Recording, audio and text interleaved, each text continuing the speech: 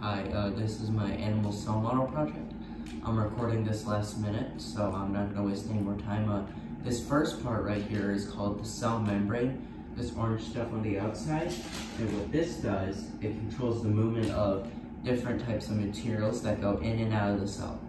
Also on the membrane, we have this stuff called the microvilli, and they're like finger-like parts here, and what they do is they have two functions. They increase the surface area of the cell, and they can also absorb food and water molecules. And now if you go inside of the cell, you have this blue stuff right here called the cytosol. It's usually jelly-like and liquidy, and what it does is it holds all these organelles inside, and also holds proteins and sugars. So now we're gonna go over here. All this pink stuff here, and then inside is the nucleus. And what that does is it pretty much just holds the DNA of the cell. And the DNA right here is this like stringy stuff called the chromatin, which again is the DNA. Also in this side, this very center of the nucleus is the nucleolus. Right here it helps make ribosomes, and we'll get to those in a sec. But the last part, right outside the nucleus, is something right here. And what this is called is the nuclear envelope. And what these do is make sure only certain molecules will get into the nucleus. And that's it for the nucleus, but outside is this, right here, it's called Endoplasmic Reticulum. I'll just refer to it as ER. And what this does, it pretty much just makes proteins. And then again, about the ribosomes, right here on the outside, these pretty much just help make the proteins, but the ribosomes are only on the rough ER, which is right around here, but the smooth ER, like this, this does not have any ribosomes on it. Okay, so now once the proteins are made, it'll go to this called the, I don't know how to pronounce it, but I'll just say the Golgi Apparatus.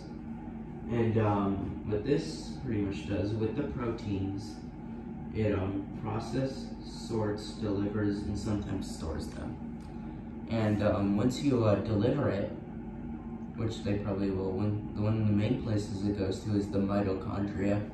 And what the mitochondria does, it supplies energy to the cell using the protein. So one of the ways it gets the proteins, again, is from the Golgi Apparatus, but it also can get some proteins from its ribosomes it has.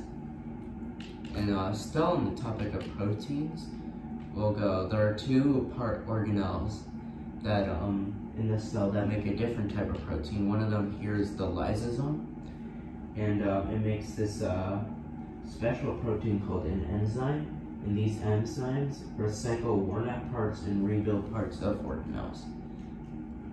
So it pretty much just fixes them.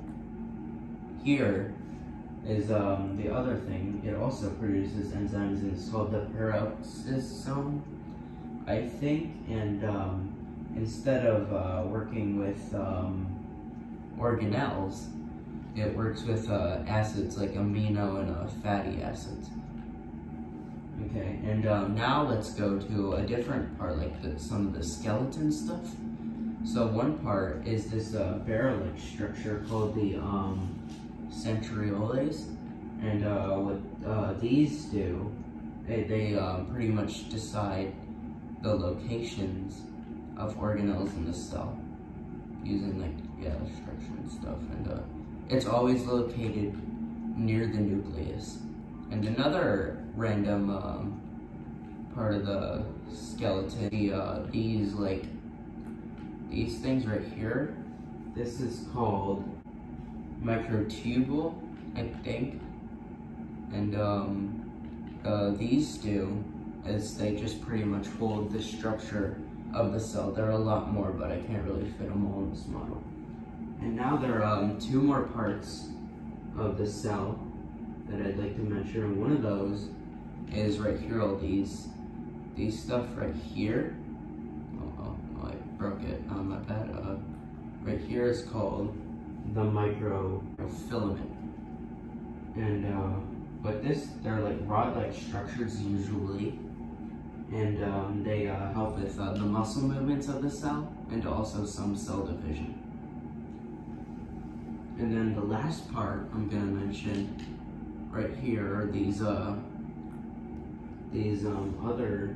things called intermediate filaments. And this last thing it does is it distributes these tensile forces across the cell, which basically stretches it out, which gets it used so it can learn to stretch and not break. And that's pretty much all of them.